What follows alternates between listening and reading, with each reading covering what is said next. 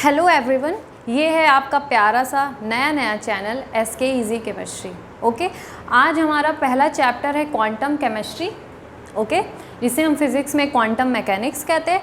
उसको पढ़ने से पहले हम ये पढ़ते हैं गिरो उठो और आगे बढ़ो। ठीक है, जहाँ तक मुझे लगता है कि आपको इसे एक्सप्लेन करने की ज़रूरत नहीं है, लेकिन अगर आप इसे अपनाते हो अपनी लाइफ में तो आपको आगे बढ़ने से कोई नहीं रोक सकता। ठीक है, चलिए हम आगे बढ़ते हैं। क्वांटम केमिस्ट्री, तो क्वांटम केमिस्ट्री में सबसे महान साइंटिस्ट स्क्रॉडिंगर। ठीक है, स्क्रॉडिंगर से कहा जाता है कि स्क्रॉडिंगर से हमारा क्वांटम केमिस्ट्री का जन्म होता है। ठीक है, क्यों होता है आपको पता है। स्क्रॉडिंगर ने क्या दी थी, स्क्रॉडिंगर वेव इक्वेशन। क्या दिया था स्क्रॉडिंगर वेव इक्वेशन, जो क्या था H psi = E psi। उन्होंने ये दिया था। ठीक है, H psi = E psi। इसका कोई डेरिवेशन उन्होंने नहीं दिया था। हाँ, हम लोगों ने कोशिश की है कि इसे कैसे निकाला होगा स्क्रॉडिंगर ने। स्क्रॉडिंगर जो थे, मैं तो नाम भी नहीं बोल पा रही हूँ, स्क्रॉडिंगर थे। उन्होंने सिर्फ ये इक्वेशन दी थी, उन्होंने सॉल्व नहीं बताया, सॉल्यूशन नहीं बताया कि ये कैसे आया है। बट हाँ, कुछ महान साइंटिस्टों ने उसे सॉल्व करके दिखाया कि हाँ, स्क्रॉडिंगर जो थे वो ऐसे ही सॉल्व किए होंगे। ठीक है, और यहाँ पर जो ये H है, H को बोलते हैं हम Hamiltonian operator. Hamiltonian operator. Okay, Hamiltonian operator भी कहते हैं या इसे एनर्जी ऑपरेटर भी कहते हैं। एनर्जी ऑपरेटर, ओके, इसे एनर्जी ऑपरेटर भी कहते हैं। शाई इज़ अ फंक्शन, जिसे वेव फंक्शन कहते हैं। E इज़ एनर्जी एंड शाई is our also function. Okay, और स्क्रॉडिंगर के साथ साथ बहुत से महान साइंटिस्ट थे जिन्होंने क्वांटम केमिस्ट्री में अपना योगदान दिया था। जैसे आपने मैक्स प्लैंक के बारे में सुना होगा। मैक्स प्लैंक ने क्या दिया था, क्वांटम पोस्टुलेट्स दिए थे। क्वांटम पोस्टुलेट्स दिए थे, जिसे आप लोगों ने BSc में पढ़ा होगा। क्या थे क्वांटम पोस्टुलेट्स, उन्होंने E = hν दिया था, और जहाँ पर H क्या था, प्लैंक कांस्टेंट, जिसकी वैल्यू होती है 6.626 × 10⁻³ जूल सेकेंड। ओके, तो उन्होंने प्लैंक्स कांस्टेंट दिया था। ठीक है, और पोस्टुलेट्स क्या क्या थे एक बार रिवीजन कर लेते हैं। E = क्या दिया था, hν दिया था, जहाँ पर hν को क्या बोलते हैं, hν को बोलते हैं क्वांटा। ठीक है, क्वांटा बोलते हैं। और क्या था, उन्होंने बताया था क्वांटाइजेशन ऑफ एनर्जी के बारे में। ठीक है, जैसे इसका मतलब क्या होता है क्वांटाइजेशन ऑफ एनर्जी, कि कोई भी सिस्टम है अगर उसे एनर्जी चाहिए, ठीक है, तो या तो वो 1 क्वांटा लेगा, 2 क्वांटा, 3 क्वांटा, 4 क्वांटा, ठीक है, या 1hν, 2hν, 3hν, 4hν ऐसे लेगा। वो 1.5hν नहीं लेगा, 2/3hν नहीं लेगा, ठीक है, 4/5hν नहीं लेगा। ठीक है, तो इस टाइप्स में नहीं लेगा। ठीक है, मतलब क्या है कि जैसे मान लो कि अगर मेरे को 50 रुपये चाहिए तो मैं 45 नहीं लूँगी, ना ही 55 लूँगी, मेरे को चाहिए केवल 50। ठीक है, तो वैसे ही सिस्टम को एक होल नंबर में चाहिए, मतलब कि कोई भी सिस्टम है उसे क्या चाहिए, Nhν, जहाँ पर n क्या हो सकता है, होल नंबर होता है। ठीक है, या तो 1hν होगा, 2hν हो सकता है, 3hν हो सकता है, ऐसे होता है, वो फ्रैक्शन में नहीं हो सकता है। ठीक है, और क्या पढ़ा था हमने, वो पढ़ा था एंगुलर मोमेंटम, NH/2π पढ़ा था। ठीक है, ये पढ़ा था। सो ये सब तो आपने पढ़ चुके हैं। अब हम पढ़ेंगे इसके आगे का।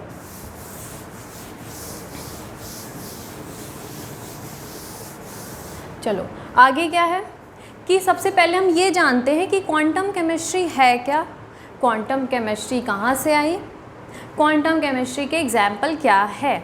ठीक है, तो क्वांटम केमिस्ट्री जो है में हम क्या पढ़ते हैं, सबसे पहले क्वांटा मतलब क्या होता है, क्वांटा मतलब फोटोन, ठीक है। और फोटोन मतलब करीब करीब लाइट या एनर्जी, जो भी आप समझो। लाइट की एनर्जी कितनी होती है, hν, ठीक है।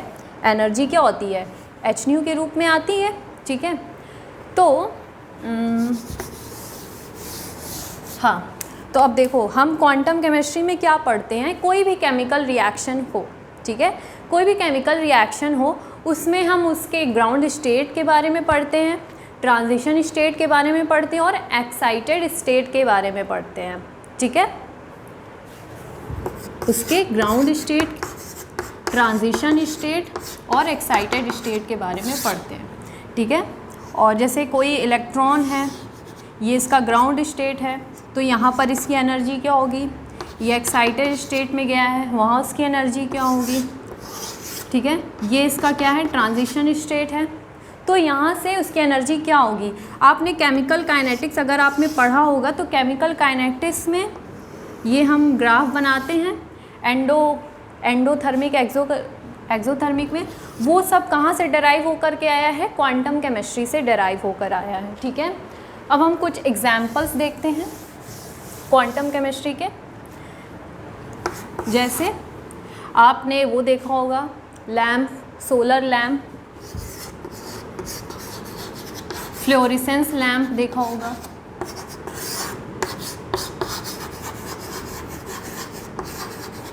फ्लोरेसेंस लैम्प देखा होगा। तीसरा, चलो ये तो तीसरा आगे बताते हैं। जैसे आपने क्या देखा होगा, कैमरा, कैमरा में क्या खींचता है, फोटो, फोटो मीन्स, समझ में आया, कैमरा, कैमरा भी किसका एग्जाम्पल है, क्वांटम मैकेनिक्स में इसका एप्लीकेशन बताता है या एग्जाम्पल है, ठीक है। और देखो 3 साइंटिस्ट थे। देखो पहले के समय में जो कंप्यूटर होता है वो एक रूम के बराबर होता था, खूब बड़ा सा, जिसे सुपर कंप्यूटर कहते थे, ठीक है। अब हमारे पास क्या है, PC, personal computer, laptop, mobile, ये सब चीज़ें हैं, ठीक है। ये सब चीज़ें हैं हमारे पास। तो वो चीज़ें कैसे आई, तो देखो 3 हमारे प्यारे से महान से साइंटिस्ट थे, वॉल्टर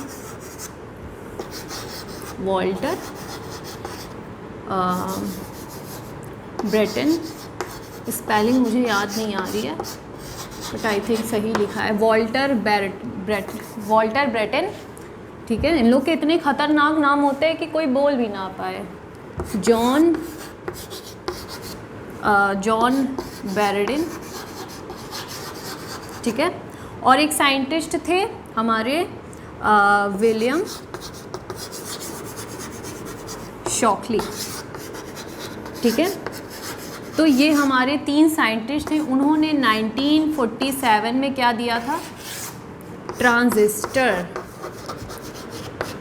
ट्रांजिस्टर बनाया था, जो क्वांटम मैकेनिक्स की देन है, ट्रांजिस्टर, ठीक है। उन्होंने ट्रांजिस्टर बनाया। ट्रांजिस्टर का यूज इसमें करते हैं, पीसी में, हमारे लैपटॉप्स में, मोबाइल्स में, बहुत सारी चीज़ें हैं जिसमें हम ये यूज़ करते। तो इन तीनों महान साइंटिस्टों ने क्वांटम मैकेनिक्स में स्क्रॉडिंगर के जैसे एक बड़ा योगदान दिया, ठीक है।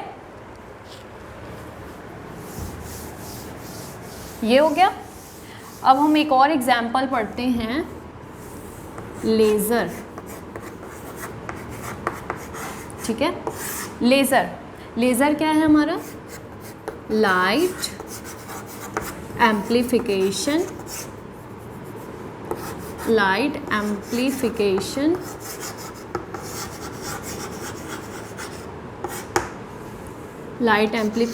बाय स्टिमुलेटेड emission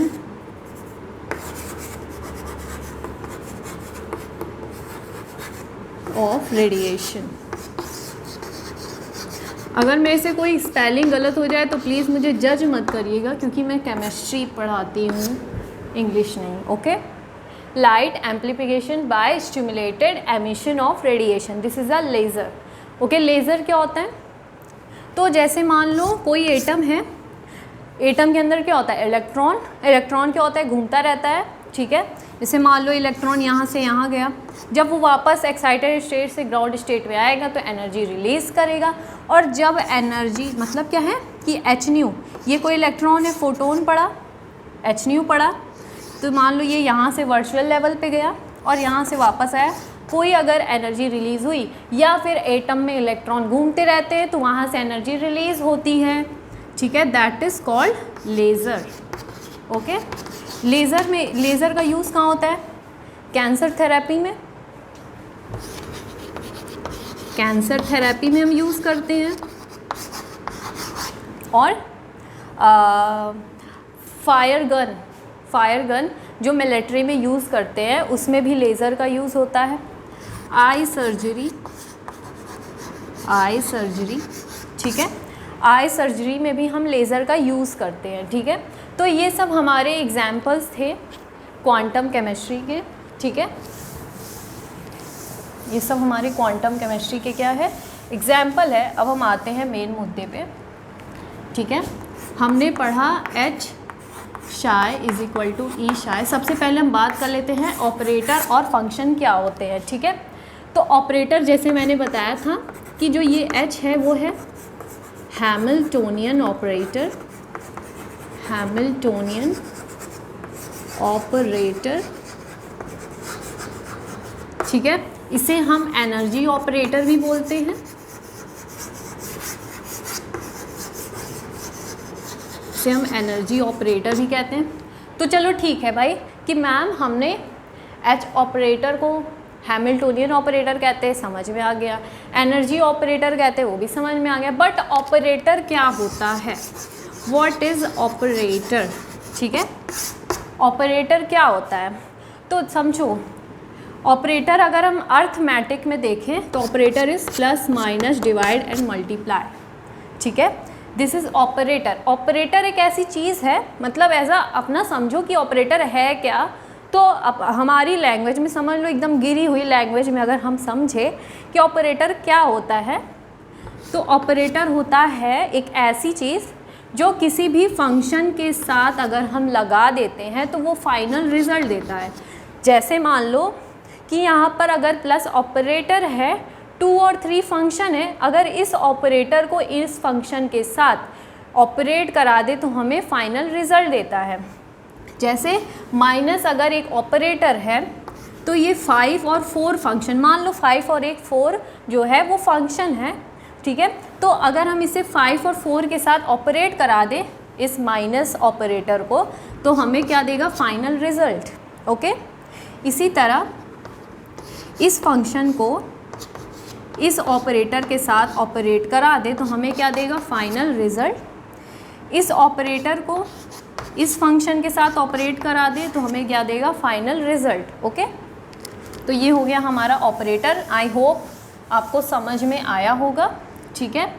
अगर आपको समझ में आ रहा है तो प्लीज़ लाइक एंड शेयर और सब्सक्राइब ज़रूर करिएगा। मैं समझूंगी कि आपका दिल बड़ा है, नहीं तो आप लाइक नहीं करोगे तो फिर मेरे को मोटिवेशन नहीं मिलेगा, ठीक है। ओके, ऑपरेटर तो हो गया। अब हम बात करते हैं psi. Psi is a wave function,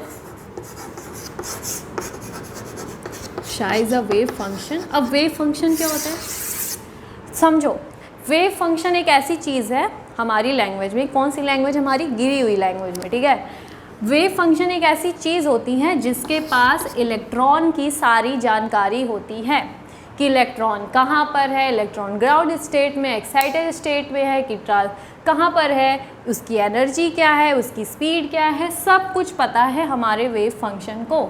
जैसे कि आपके बारे में आपके पेरेंट्स को पता होता है कि हमारा बेटा क्या कर रहा है या हमारी बेटी क्या कर रही है, कितने पानी में है, हम लोग कहते नहीं हैं कितने पानी में है, तो वो, ठीक है। सो ये हो गया है।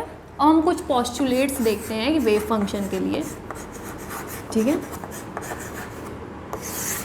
तो एक पोस्टुलेट्स है, आप लोग लिख सकते हो, the state of quantum mechanical, the state of quantum mechanical system is completely the state of quantum mechanical system is completely specified by a function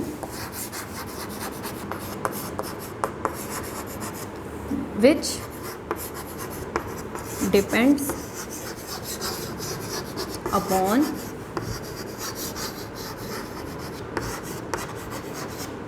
coordinates of a particle। Bracket में हम क्या लिखेंगे, x y z। x y z क्या है, ये हमारा x है, अगर ये y है तो ये क्या होगा z। This is coordinates. मतलब क्या है कि किसी भी मैकेनिकल क्वांटम मैकेनिकल सिस्टम में, किसी भी क्वांटम मैकेनिकल सिस्टम का जो स्टेट होता है वो किसके द्वारा स्पेसिफाइड किया जाता है, एक वेव फंक्शन के द्वारा। ठीक है, जो किस पे डिपेंड करता है, वेव फंक्शन किस पे डिपेंड करता है, हमारे कोऑर्डिनेट्स ऑफ पार्टिकल से। मतलब कि जो हमारा शाय है वो डिपेंड करता है x y एंड z। ठीक है, ओके। तो हम ये लिख सकते हैं कि वेव फंक्शन, ये पूछा जाता है CSIR नेट में, वेव फंक्शन इज, या MSc एंट्रेंस एग्ज़ाम में भी एक बार पूछा गया था BHU में, कि वेव फंक्शन जो है इज़ completely dependent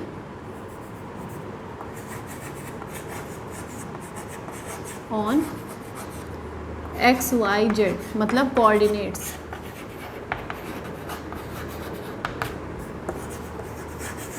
ठीक है, या इसे बोलते हैं पोजीशन। ठीक है, या इसे बोल सकते हैं पोजीशन। ठीक है, लेकिन जो हमारा एक्स वाई जेड एक्सिस है वो वेव फंक्शन में किसी भी डिपेंड नहीं करता है। डिपेंड नहीं करता है मतलब एक्स वाई जेड जो होता है वो इंडिपेंडेंट ऑफ वेव फंक्शन होता है। ठीक है, तो ये समझ में आ गया होगा आपको।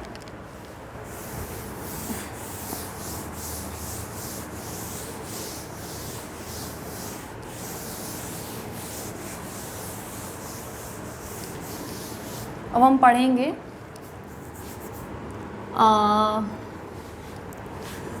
Acceptable wave function.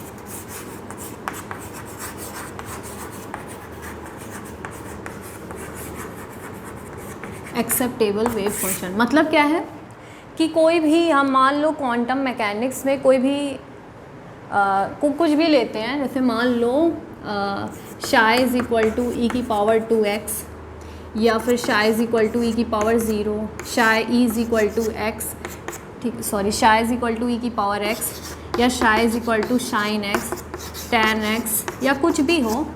तो ये शाई इज़ इक्वल टू मतलब क्या है, ये फंक्शन दिया गया है। तो क्या ये वेव फंक्शन एक्सेप्टेबल है, क्या ये सिस्टम में काम करेगा या नहीं करेगा, क्या ये वेव फंक्शन हम ले सकते हैं। ठीक है, शाय की तो हम वैल्यू निकाल नहीं सकते, तो शाय मतलब क्या है कि शाय की वैल्यू हम कोई ई की पावर 2x ले सकते हैं, ई की पावर 0 ले सकते हैं, ई की पावर x। मतलब क्या ये सब एक्सेप्टेबल वेव फंक्शन है या नहीं है। तो इसे हम कैसे देखते हैं, तो सबसे पहला पोस्टुलेट्स है हमारा कि जो वेव फंक्शन होना चाहिए should be single value.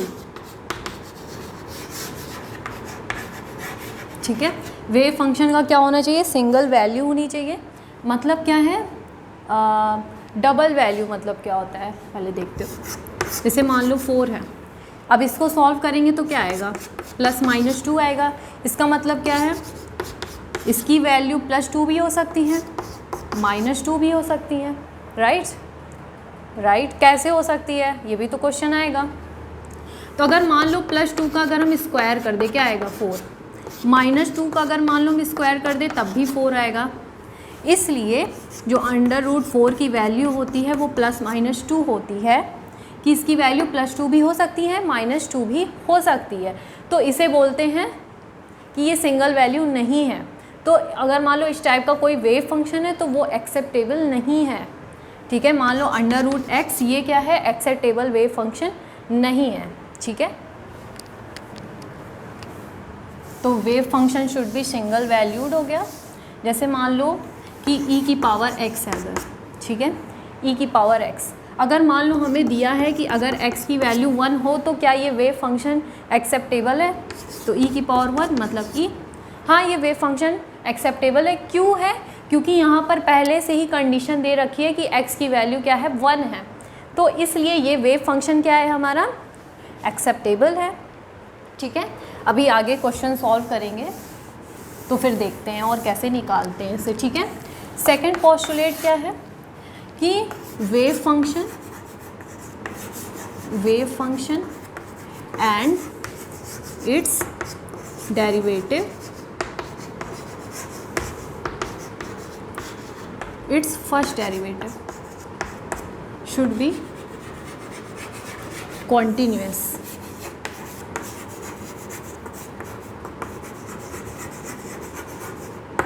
Wave function and it's first derivative should be continuous. इसका मतलब क्या है, ग्राफ से समझते हैं, ठीक है। जैसे मान लो यहाँ कोई वेव फंक्शन है, ठीक है, तो वो अगर ऐसे आ रहा है, क्या है, कॉन्टिन्यूस है, धीरे धीरे क्या हो रहा है, डिक्रीज़ हो रहा है, ठीक है, तो ये क्या है, कॉन्टिन्यूस है। या ऐसे कोई वैल्यू है, क्या है, कॉन्टिन्यूस है, ठीक है। तो इस टाइप का वेव फंक्शन हो सकता है कि वो वेव फंक्शन क्या है, एक्सेप्टेबल है। लेकिन अगर मान लो कोई ऐसे वेव फंक्शन है, ऐसे गया हो, फिर ऐसे गया हो, या ऐसे ऐसे ऐसे, ये क्या है, सडन चेंज हो रहा है, कॉन्टिन्यूस तो है नहीं, तो इस टाइप का जो वेव फंक्शन है वो एक्सेप्टेबल नहीं है। ये एक्सेप्टेबल हो सकता है इसलिए मैं बोल रही हूँ, क्या पता है इस वेव फंक्शन की जो वैल्यू है वो सिंगल वैल्यू ना हो, इसलिए मैं बोल रही हूँ हो सकता है, ठीक है। तो कॉन्टिन्यूस क्या हो सकता है, सबसे पहले हम चेक करेंगे कि सिंगल वैल्यू है या नहीं है। इसके बाद अगर मान लो वहाँ से नहीं पता चल रहा है तो हम देखेंगे ग्राफ कि क्या ये कॉन्टिन्यूस है, इसका फर्स्ट डेरिवेटिव। अब आता है फर्स्ट डेरिवेटिव क्या होता है, देखो फर्स्ट डेरिवेटिव मतलब होता है D by D x is a first derivative, D square upon D x square को बोलते हैं हम second derivative, D cube upon D x cube को बोलते हैं हम थर्ड डेरिवेटिव, ठीक है। तो ये हो गया हमारा। अब देखो एक चीज़ और कि जैसे मान लो ये क्या है, हमारा लीनियर है, ठीक है, ये क्या है, लीनियर है, ठीक है। अगर मान लो यहाँ से कोई वेव फंक्शन आ रहा है, ये क्या है, ज़ीरो, यहाँ से कोई वेव फंक्शन आ रहा है, कॉन्टीन्यूअस तो है, यहाँ तक आया कॉन्टीन्यूअस तो है, फिर यहाँ से ये ऐसे चला गया, ये भी कॉन्टीन्यूअस है, यहाँ से आया कॉन्टीन्यूअस, यहाँ से आया कॉन्टीन्यूअस, बट यहाँ पर जो वेव फंक्शन है वो एक्सेप्टेबल नहीं है। क्यों एक्सेप्टेबल नहीं है, तो लीनियर पे वेव फंक्शन कभी ज़ीरो नहीं होना चाहिए। यहाँ से वेव फंक्शन यहाँ पर आया, बट जो वेव फंक्शन हमारा शाय है वो क्या हो गया, यहाँ पर ज़ीरो, और लीनियर पे कभी भी वेव फंक्शन ज़ीरो नहीं हो सकता। सो यहाँ पे ये जो हमारा ग्राफ है वेव फंक्शन के लिए एक्सेप्टेबल नहीं है, ठीक है। और भी कुछ ग्राफ देखते हैं, ये ज़रूर याद रखिएगा।